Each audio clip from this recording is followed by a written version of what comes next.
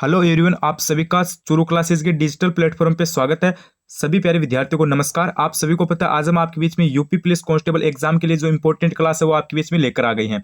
आप सभी को वैसे भी पता भी है कि चुरू क्लासेस पे आपको डेली जो यूपी पुलिस कांस्टेबल एग्जाम की जो आपकी परीक्षा हो रही है उसके लिए जो इंपॉर्टेंट क्लास है वो आपको डेली प्रोवाइड करवाई जाती है। एक बार फिर से हम आपके बीच में क्लास लेकर आ गए हैं और देखो ये जो हमारी इंपॉर्टेंट क्लास है ना, ये आपकी एग्जाम के लिए रामबाण घोषित होने वाली है, क्योंकि हम वही क्वेश्चन लेकर आते हैं जो आपकी यूपी पुलिस के एग्जाम में आ सकते हैं। तो क्लास को एकदम अच्छी तरीके से आपको एंड तक देखना है और अंत में देखो विद्यार्थियों, आपको अपनी ईमानदारी से कमेंट करके बताना है कि आपकी कितनी क्वेश्चन सही होते हैं। ठीक है, हमें भी पता चले कि आपकी यूपी पुलिस कांस्टेबल एग्जाम की जो तैयारी है वो कैसी चल रही है। तो क्लास को एकदम बिल्कुल से भी मिस नहीं करना है, एकदम अच्छे से देखना है। अगर आप चैनल चुरू क्लासेस पे पहली बार विजिट करो या फिर आपने अभी तक चुरू क्लासेस को सब्सक्राइब नहीं कर रखा है तो मेरा आप सभी से निवेदन है कि सबसे पहले आप चैनल को सब्सक्राइब कर लीजिए, क्योंकि इस चैनल पे आपको यूपी पुलिस कांस्टेबल एग्जाम की सभी सब्जेक्ट की क्लास मिलेगी। हिंदी, मैथ, रीजनिंग, जीके सभी सब्जेक्ट की क्लास मिलेगी। प्लस में आपको 20 क्वेश्चन डेली करंट अफेयर के इंपॉर्टेंट क्वेश्चन डेली करवाए जाते हैं। यानी एक हमारी क्लास आती है करंट अफेयर की जिसमें आपको 20 इंपॉर्टेंट क्वेश्चन करवाए जाते हैं। वो क्लास आपकी एग्जाम के लिए रामबाण घोषित होने वाली है। अगर आपके एग्जाम में 10 क्वेश्चन आते हैं ना करंट अफेयर के, तो भी आप एक भी गलत नहीं करके आओगे, क्योंकि आपको डेली क्लासेस लेनी है चुरू क्लासेस पे। इसलिए बोल रहा हूँ चैनल को सब्सक्राइब कर लो, नोटिफिकेशन बेल को ऑन कर लो। जैसे ही हमारी न्यू क्लास आएगी तो आपको सबसे पहले जानकारी मिल जाएगी। और मेरा वादा है कि आपकी जो यूपी पुलिस कांस्टेबल एग्जाम है उसमें हम सिलेक्शन वाली तैयारी करने वाले हैं। तो ज्यादा कुछ देरी नहीं करेंगे, आपको पता है एग्जाम नजदीक आ गए, क्लास को स्टार्ट कर लेते हैं। सबसे पहला क्वेश्चन क्या करा है, उत्तर प्रदेश का राजकीय खेल कौन सा है। ठीक है, देखो क्वेश्चन एकदम सारे के सारे अच्छे हैं। वैसे कुछ क्वेश्चन इजी भी है, कुछ क्वेश्चन आपके हार्ड भी है, यानी लेवल आपका बेसिक रहने वाला है। एकदम अच्छे से आप क्लास देखना भाई। तो उत्तर प्रदेश का राजकीय खेल कौन सा है, क्रिकेट है, हॉकी है, वॉलीबॉल है, फुटबॉल है। तो राजकीय खेल आपका कौन सा हो जाएगा, हॉकी हो जाएगा। अब आप ये मत बोलना कि सर जी ये क्वेश्चन भी एग्जाम में आ सकता है क्या। अरे ये 100% एग्जाम में आ सकता है। आपको सीधा सीधा एग्जाम में ऐसा मिल जाए कि उत्तर प्रदेश का राजकीय खेल क्या है। तो अगर आपको नहीं पता होगा तो फिर आप क्या करके आओगे, मुझे ये बताओ। इसलिए आपको पता होना चाहिए राजकीय खेल कौन सा है, हॉकी है, सॉरी फुटबॉल है, सॉरी हॉकी आपकी क्या है, हॉकी, फुटबॉल नहीं हॉकी है। अगला प्रश्न देखो, अगला प्रश्न क्या कह रहा है आपका, उत्तर प्रदेश का राजकीय वृक्ष कौन सा है। ठीक है, उत्तर प्रदेश का राजकीय वृक्ष कौन सा है, नीम है, पीपल है, अशोक है या फिर वट है। तो इसमें कौन सा राइट होगा, इसमें आपका कौन सा राइट हो जाएगा, यानी राजकीय आपका जो वृक्ष पूछा है इसमें कौन सा हो जाएगा, इसमें आपका हो जाएगा ऑप्शन नंबर कौन सा, सी। इसमें क्या हो जाएगा आपका, अशोक हो जाएगा। यानी उत्तर प्रदेश का राजकीय वृक्ष कौन सा है, अशोक है, ध्यान रखना भाई। ठीक है, अशोक। और उसके बाद देखो ये जो क्वेश्चन है ना 1 नंबर, उसमें आप ध्यान से देख लेना भाई। ठीक है, उत्तर प्रदेश का जो राजकीय खेल है वो आपका कौन सा है, हॉकी है। अगला प्रश्न देखो, अगला प्रश्न आपका क्या कह रहा है, 1858 का महारानी विक्टोरिया का घोषणा पत्र कहां पर पढ़ा गया है। ये भी एक आपका इंपॉर्टेंट क्वेश्चन है भाई। ठीक है, स्टार लगा लो अभी के अभी। 1858 का महारानी विक्टोरिया का घोषणा पत्र कहां पर पढ़ा गया था, मेरठ के अंदर, कानपुर के अंदर, आगरा के अंदर, इलाहाबाद के अंदर। हिस्ट्री से इंपॉर्टेंट क्वेश्चन आपका। ठीक है, तो ये आपका जो घोषणा पत्र है, ठीक है, आपको पूछ लिया जाए कब पढ़ा गया, तो आप क्या बताओगे, 1858 के अंदर पढ़ा गया। ठीक है, अभी मैं क्या पूछा है कि कहां पर पढ़ा गया, तो ये आपका कहां पर पढ़ा गया था, इलाहाबाद के अंदर। ऑप्शन नंबर डी राइट हो जाएगा। कौन सा, डी राइट हो जाएगा। अगला प्रश्न देखो, अगला प्रश्न आपका क्या कह रहा है, हथनीकुंड परियोजना किस नदी पर स्थित है। वेरी वेरी इंपॉर्टेंट प्रश्न आपका। ठीक है, वेरी वेरी इंपॉर्टेंट प्रश्न है, स्टार लगा लो अभी के भी। हथनीकुंड परियोजना है ये किस नदी पर स्थित है, रामगंगा पर है, यमुना पर है, सरयू पर है या फिर गंगा पर है। तो क्वेश्चन नंबर 4 में आपका हो जाएगा ऑप्शन नंबर बी, यानी यमुना नदी पर। कौन सी नदी पर स्थित है, यमुना नदी पर स्थित है। अगला प्रश्न देखो, अगला प्रश्न है कि प्रमुख लोक नृत्य चरकुला निम्नलिखित में से किस क्षेत्र का है। वेरी वेरी इंपॉर्टेंट प्रश्न है। प्रमुख लोक नृत्य चरकुला निम्नलिखित में से किस क्षेत्र का है, बुंदेलखंड का है, अवध का है, ब्रजभूमि का है या फिर उपयुक्त में से कोई नहीं। तो 5 नंबर में आपका हो जाएगा ऑप्शन नंबर सी, यानी ब्रजभूमि का। हाँ, 5 नंबर में आपका क्या हो जाएगा, सी हो जाएगा। अगला प्रश्न देखो, अगला प्रश्न आपका क्या कह रहा है, दूधवा राष्ट्रीय उद्यान किस जनपद में है। ये बताओ भाई, दूधवा राष्ट्रीय उद्यान किस जनपद में। ये भी एक आपका इंपॉर्टेंट प्रश्न है। ललितपुर में है, पीलीभीत में है, लखीमपुर खीरी में है या फिर सोनभद्र में है। तो दूधवा राष्ट्रीय उद्यान आपका कहां पर है, ये आपका हो जाएगा लखीमपुर खीरी में। ठीक है, अगला प्रश्न देखो, अगला प्रश्न क्या है, प्रदेश में सर्वप्रथम किस पक्षी विहार की स्थापना की गई। वेरी वेरी इंपॉर्टेंट प्रश्न है। प्रदेश में सर्वप्रथम किस पक्षी विहार की स्थापना की गई, सांडी पक्षी विहार की, नवाबगंज पक्षी विहार की, समान पक्षी विहार की या फिर सूर सरोवर पक्षी विहार की। तो उत्तर प्रदेश में सबसे पहले आपको पता है किस पक्षी विहार की स्थापना की गई, नवाबगंज पक्षी विहार की। अगला प्रश्न देखो, अगला प्रश्न आपका क्या कह रहा है, प्रदेश का सबसे बड़ा वन्य जीव विहार कौन सा है। ये बताओ, प्रदेश का सबसे बड़ा यानी उत्तर प्रदेश का सबसे बड़ा वन्य जीव विहार कौन सा है, चंद्रप्रभा है, किशनपुर है, हस्तिनापुर है या फिर रानीपुर है। तो इसमें आपका हो जाएगा सी, यानी हस्तिनापुर। अगला प्रश्न देखो, अगला प्रश्न क्या कह रहा है, कौन सा राज्य भारत का शक्कर का प्याला कहलाता है। वेरी वेरी इंपॉर्टेंट प्रश्न आपका। क्वेश्चन क्या कह रहा है, कौन सा राज्य भारत का शक्कर का प्याला कहलाता है, राजस्थान, पंजाब, उत्तर प्रदेश या फिर बिहार। तो राजस्थान, उत्तर प्रदेश, पंजाब, बिहार, आपको चार ऑप्शन दिए गए हैं। इसमें आपका सी हो जाएगा, यानी उत्तर प्रदेश। भारत का शक्कर का प्याला कौन सा राज्य कहलाता है? ध्यान रखना, सीधा सीधा एग्जाम में आ सकता है आपका, स्टार लगा लो अभी के भी। अगला प्रश्न देखो, अगला प्रश्न क्या करे, उत्तर प्रदेश को कितने भौतिक विभाग में बांटा गया है? वेरी वेरी इंपॉर्टेंट प्रश्न है। उत्तर प्रदेश को कितने भौतिक विभाग में बांटा गया है? 2 में, 4 में, 3 में, 5 में। तो कितने में बांटा गया है? इसमें आपका हो जाएगा सी, यानी 3 में बांटा गया है, ध्यान रखना। अगला प्रश्न देखो, अगला प्रश्न आपका क्या कह रहा है, उत्तर प्रदेश में सर्वाधिक सीमा किस राज्य से लगती है? उत्तर प्रदेश की जो सर्वाधिक सीमा है वो किस राज्य से लगती है, ये बताना है हमें। बिहार की लगती है, राजस्थान की लगती है, मध्य प्रदेश की लगती है, या फिर हरियाणा की लगती है? चार ऑप्शन आपको दिए गए हैं। तो उत्तर प्रदेश की जो सबसे ज्यादा सीमा है, ध्यान रखना, उत्तर प्रदेश की सबसे ज्यादा जो सीमा है ना, वो किस राज्य के साथ लगती है? वो आपकी लगती है मध्य प्रदेश के साथ, ठीक है, मध्य प्रदेश के साथ। अगला प्रश्न देखो, अगला प्रश्न क्या है, उत्तर प्रदेश में किसान बही योजना कब लागू की गई? ये भी एक आपका इंपॉर्टेंट प्रश्न है कि उत्तर प्रदेश में किसान बही योजना ये कब लागू की गई? 1954 के अंदर, 1978 के अंदर, 1992 के अंदर, 1996 के अंदर। तो ये योजना आपकी कब लागू हुई? तो इसमें आपका गुरुजी क्या हो जाएगा, 1992 हो जाएगा। 1992 ऑप्शन नंबर कौन से में है? ऑप्शन नंबर सी में है, यानी सी राइट हो जाएगा। अगला प्रश्न देखो, अगला प्रश्न है कि उत्तर प्रदेश के दक्षिण भाग में स्थित पठारी भूभाग को किस नाम से जाना जाता है? ये आपका इंपॉर्टेंट प्रश्न है भाई, ठीक है। क्वेश्चन को पहले ध्यान से पढ़ लेना। क्वेश्चन क्या कर रहा है, उत्तर प्रदेश के दक्षिण भाग में स्थित पठारी भूभाग को किस नाम से जाना जाता है? विंध्य का पठार के नाम से, सतपुड़ा पठार के नाम से, बघेलखंड पठार के नाम से, या फिर बुंदेलखंड पठार के नाम से? तो इसमें आपका हो जाएगा बघेलखंड पठार के नाम से, यानी क्वेश्चन को पहले ध्यान से पढ़ना। उत्तर प्रदेश के दक्षिणी भाग में, क्वेश्चन क्या, उत्तर प्रदेश के दक्षिण भाग में स्थित पठारी जो भूभाग है, ठीक है, उसको किस नाम से जाना जाता है? बघेलखंड पठार के नाम से। अगला प्रश्न देखो, अगला है कि उत्तर प्रदेश में परमाणु ऊर्जा केंद्र कहां पर स्थापित किया गया है? उत्तर प्रदेश में परमाणु ऊर्जा केंद्र कहां पर स्थापित किया गया है? अलीगढ़ के अंदर, नरोरा में, सिंगरौली में, या फिर मथुरा में? तो ये आपका कहां पर किया गया है? नरोरा के अंदर किया गया है, ध्यान रखना, नरोरा में। ऑप्शन नंबर कौन सा राइट हो जाएगा? ऑप्शन नंबर बी राइट हो जाएगा। अगला प्रश्न देखो, अगला प्रश्न क्या कह रहा है, रामपुरा भारत का पहला गांव है जो कि अपना सौर ऊर्जा प्लांट लगाने वाला बना है, ठीक है, पहला बना है। वह कहां पर स्थित है? क्वेश्चन को पहले ध्यान से पढ़ना। रामपुरा भारत का ऐसा पहला गांव है जो सौर ऊर्जा प्लांट लगाने वाला पहला गांव बना है, तो वह कहां पर स्थित है? रामपुरा उत्तर प्रदेश में है, आंध्र प्रदेश में है, मध्य प्रदेश में है, या फिर हिमाचल प्रदेश में है? चार ऑप्शन आपको दिए गए हैं। तो इसमें आपका कौन सा राइट होगा? इसमें आपका गुरुजी ऑप्शन नंबर ए राइट हो जाएगा, यानी उत्तर प्रदेश के अंदर है, ध्यान रखना। ये गांव कहां पर है? उत्तर प्रदेश के अंदर है। और आपको ऐसा पूछ लिया जाए कि भारत का वह पहला कौन सा गांव है जहां पर सौर ऊर्जा प्लांट लगाने वाला बना है, तो आप क्या बताओगे? रामपुरा। और रामपुरा कहां पर है? उत्तर प्रदेश के अंदर। अगला प्रश्न, अगला प्रश्न क्या है, उत्तर प्रदेश विधानसभा के प्रथम अध्यक्ष कौन थे? उत्तर प्रदेश विधानसभा के प्रथम अध्यक्ष कौन थे? मदन मोहन वर्मा थे, पुरुषोत्तम दास टंडन थे, आत्माराम गोविंद खेर थे, या फिर नफी कुल हसन थे? तो इसमें आपका क्या हो जाएगा?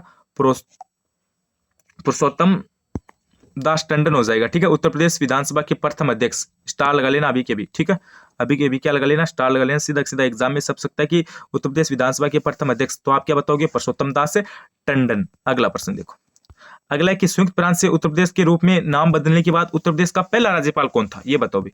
जब संयुक्त प्रांत से उत्तर प्रदेश का नाम बदल दिया गया, उत्तर प्रदेश रखा गया, ठीक है, उत्तर प्रदेश रखने के बाद जो पहला जो राज्यपाल है वो कौन बना था? उत्तर प्रदेश के रूप के में, संयुक्त प्रांत से उत्तर प्रदेश के रूप में नाम बदलने के बाद उत्तर प्रदेश का पहला राज्यपाल कौन बना, या फिर कौन था? वराहगिरी वेंकट गिरी, या फिर होरम सजी फिरोज शाह मोदी, या फिर विश्वनाथ दास, या फिर अकबर अली खान?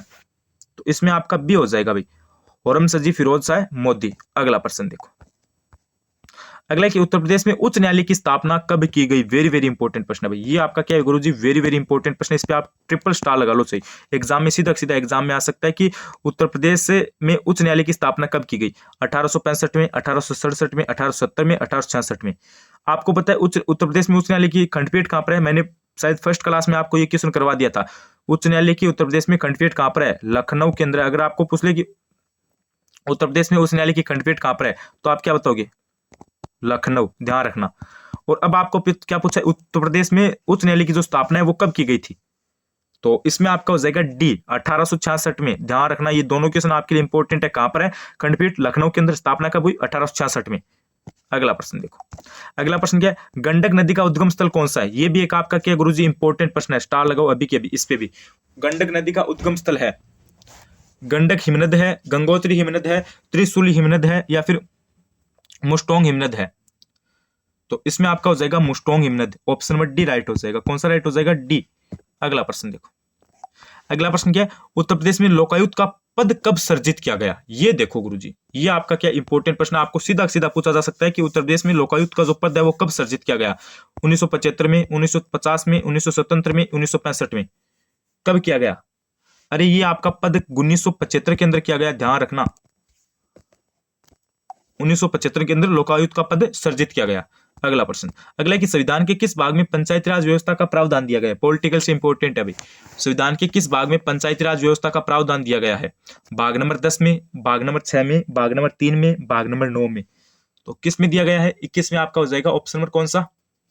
डी, यानी भाग नंबर 9 में दिया गया है। कौन से में दिया गया है प्रावधान? भाग नंबर 9 में। अगला प्रश्न, अगला प्रश्न क्या कह रहा है, उत्तर प्रदेश में सबसे कम गर्मी कहां पर होती है? उत्तर प्रदेश में सबसे कम गर्मी कहां पर होती है?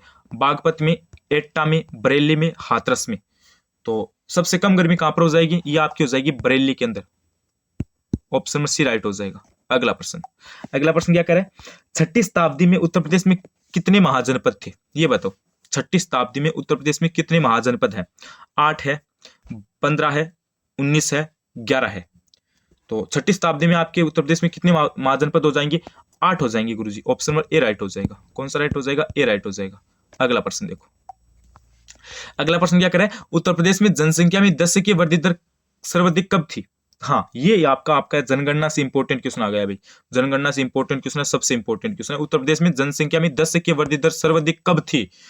1991 से लेकर 2000 के मध्य, ध्यान से पढ़ना भाई, 1991 से लेकर 2000 के मध्य, 1981 से लेकर 1991 के मध्य, 1971 से लेकर 1981 के मध्य, या फिर 1961 से लेकर 1971 के मध्य? सर्वाधिक 10 की वृद्धि दर कब हुई थी? यह आपकी हुई थी 1991 से लेकर 1991 से लेकर 2000 के बीच में, 2001 के बीच में ना, 1991 से लेकर 2001 के बीच में हुई थी। ठीक है, अगला प्रश्न देखो, अगला प्रश्न क्या है, उत्तर प्रदेश के किस प्राचीनतम भूभाग का हिस्सा है? ठीक है, उत्तर प्रदेश किस प्राचीनतम भूभाग का हिस्सा है? गोंडवाना लैंड का है, यूरेशिया का है, अंगारा लैंड का है, या फिर ओशियन का है? गोंडवाना लैंड, यूरेशिया, अंगारा लैंड, ओशिनिया, किसका है? उत्तर प्रदेश आपका किस प्राचीनतम भूभाग का हिस्सा है? तो ये आपका हो जाएगा गोंडवाना लैंड का, ऑप्शन नंबर ए राइट हो जाएगा। अगला प्रश्न देखो, अगला प्रश्न है कि काशी का सर्वप्रथम उल्लेख कहां से प्राप्त होता है? काशी का सर्वप्रथम उल्लेख कहां से प्राप्त होता है? रामायण से, अर्थवेद से, महावस्तु से, या फिर आचारांग सूत्र से? आचारांग सूत्र, या फिर अर्थवेद, या फिर रामायण, या फिर महावस्तु? तो काशी का सर्वप्रथम उल्लेख कहां पर होता है? आपका अर्थवेद में। कहां से प्राप्त हुआ? अर्थवेद से। अगला प्रश्न देखो, अगला प्रश्न है कि उत्तर प्रदेश की साक्षरता दर कितनी है? ये बताओ भाई, उत्तर प्रदेश की साक्षरता दर कितनी है? 68% है, 68.67% है, 71% है, 67.68% है? उत्तर प्रदेश की साक्षरता दर बतानी है, तो ये आपकी हो जाएगी 67.68%। ध्यान रखना, कितनी हो जाएगी? 67.68% हो जाएगी। अगला प्रश्न देखो, अगला प्रश्न क्या है, उत्तर प्रदेश में क्षेत्रफल की दृष्टि से सर्वाधिक वन क्षेत्र वाला जिला कौन सा है? उत्तर प्रदेश में क्षेत्रफल की दृष्टि से सर्वाधिक वन क्षेत्र वाला जिला कौन सा है? पीलीभीत है, चित्रकूट है, लखीमपुर खीरी है, या फिर सोनभद्र है? इसमें क्या होगा आपका? 28 में आपका हो जाएगा गुरुजी ऑप्शन नंबर डी, यानी सोनभद्र है। उत्तर प्रदेश में क्षेत्रफल की दृष्टि से, किसकी दृष्टि से? क्षेत्रफल की दृष्टि से सर्वाधिक वन क्षेत्र वाला जिला। सीधा सीधा एग्जाम में आ सकता है कि सर्वाधिक वन क्षेत्र वाला जिला कौन सा है? तो इसमें आपका क्या हो जाएगा? सोनभद्र हो जाएगा, ऑप्शन नंबर डी राइट हो जाएगा। अगला प्रश्न देखो, अगला प्रश्न क्या है, सिराज ए हिंद के नाम से कौन सा नगर प्रसिद्ध है? सिराज ए हिंद के नाम से कौन सा नगर प्रसिद्ध है? कानपुर है, लखनऊ है, जौनपुर है, या फिर वाराणसी है? सिराज ए हिंद के नाम से, सिराज ए हिंद के नाम से इंपॉर्टेंट क्वेश्चन है, कौन सा प्रसिद्ध है? जौनपुर प्रसिद्ध है। ध्यान रखना, कौन सा नगर प्रसिद्ध है? जौनपुर नगर। किसके नाम से प्रसिद्ध है? सिराज ए हिंद के नाम से प्रसिद्ध है। ठीक है, अगला प्रश्न देखो, अगला प्रश्न है कि उत्तर प्रदेश का सर्वाधिक विस्तृत पक्षी विहार कौन सा है? उत्तर प्रदेश का सर्वाधिक विस्तृत पक्षी विहार कौन सा है? पक्षी विहार कौन सा है? समान पक्षी विहार है, नवाबगंज पक्षी विहार है, लाख बहासी पक्षी विहार है, या फिर शांडी पक्षी विहार है? तो इसमें आपका हो जाएगा सी, यानी लाख भाषी पक्षी विहार है। ठीक है, उत्तर प्रदेश का सर्वाधिक विस्तृत पक्षी विहार कौन सा हो जाएगा? लाख भाषी पक्षी विहार। अगला प्रश्न देखो, अगला प्रश्न क्या करें, राज्य में एक बब्बर शेर सफारी स्थापित किया जा रहा है। ये भी एक इंपॉर्टेंट प्रश्न है आपका, करंट से भी आपका ये इंपॉर्टेंट हो जाता है। ठीक है, दोनों टाइप से आपका इंपॉर्टेंट है, जीके और करंट से। राज्य में एक बब्बर शेर सफारी स्थापित किया जा रहा है, बलरामपुर में, महाराजगंज में, इटावा में या फिर पीलीभीत में। तो ये आपका कहाँ पर हो जाएगा बताओ भाई? राज्य में एक बब्बर शेर सफारी स्थापित किया जा रहा है, तो इसमें आपका ऑप्शन नंबर कौन सा राइट हो जाएगा? इसमें आपका हो जाएगा 31 में ऑप्शन नंबर सी यानी इटावा में। अगला प्रश्न देखो, अगला प्रश्न क्या है, निम्न में से किस फसल के उत्पादन में उत्तर प्रदेश देश का सबसे बड़ा उत्पादक है? ठीक है, निम्न में से किस फसल के उत्पादन में उत्तर प्रदेश का देश में सबसे बड़ा उत्पादक है? चावल, मक्का, जौ, गेहूं। तो किस में है सबसे बड़ा उत्पादक? ये आपका हो जाएगा गुरुजी गेहूं के अंदर, ध्यान रखना। सबसे बड़ा उत्पादक उत्तर प्रदेश का कहां पर हो जाएगा? गेहूं के अंदर हो जाएगा। डी को लॉक कर देना। ठीक है, अगला प्रश्न देखो, अगला प्रश्न क्या कह रहा है, उत्तर प्रदेश में केसर का उत्पादन कहां पर होता है? वेरी वेरी इंपॉर्टेंट प्रश्न है। उत्तर प्रदेश में केसर का उत्पादन कहां पर होता है? अलीगढ़ में होता है, सहारनपुर में होता है, वाराणसी के अंदर होता है, नोएडा के अंदर होता है। 33 में बताओ भाई कौन सा होगा? 33 में देखो आपका उत्तर प्रदेश का केसर का उत्पादन है, ये कहां पर होता है ये पूछा है। और इसमें देखो सहारनपुर नहीं होगा, वाराणसी भी नहीं होगा, नोएडा भी नहीं होगा, तो इसमें कौन सा हो जाएगा? अलीगढ़ हो जाएगा। कौन सा हो जाएगा? अलीगढ़। ऑप्शन नंबर 1 को लॉक कर देना।